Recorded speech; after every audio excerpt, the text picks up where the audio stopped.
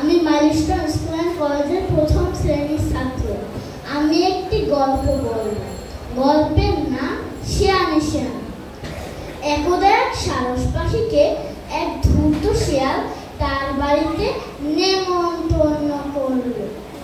সারস নেমন্তন্ন রক্ষা করতে এলে শিয়াল দুটি পাথরের সমান থালায় ঝোল ঢেলে নিল।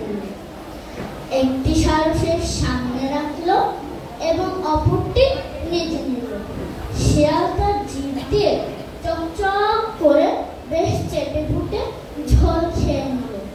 কিন্তু সারস বেচারা সরু লম্বা ঠোঁট দিয়ে কিছুই তুলতে পারল না। অতএব পেটে খিদে নিয়ে তাকে বাড়ি ফিরতে হলো। এরপর একদিন সারস শিয়ালকে তার বাড়িতে নেমন্তন্ন করল। শিয়াল নেমন্তন্ন খেতে এলে সারস সরু পুজোর মতো মুখ এক পাত্রে ঝোল পরীক্ষা করল। নিজের ওরকম একটি পাত্রে ঝোল নিল।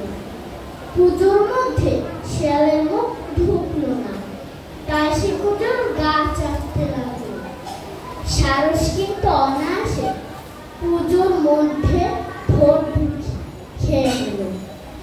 পেটের খিদে পেটে নিয়ে বাড়ি ফেরার সময় শিয়াল সারসকে বলল, এটা কি হলো সারস ভাই, এ তোমার কেমন ভদ্রতা? সারস বলল, কিছু মনে করো না ভাই, এই ভদ্রতা আমি যে তোমার কাছ থেকে শিখেছি।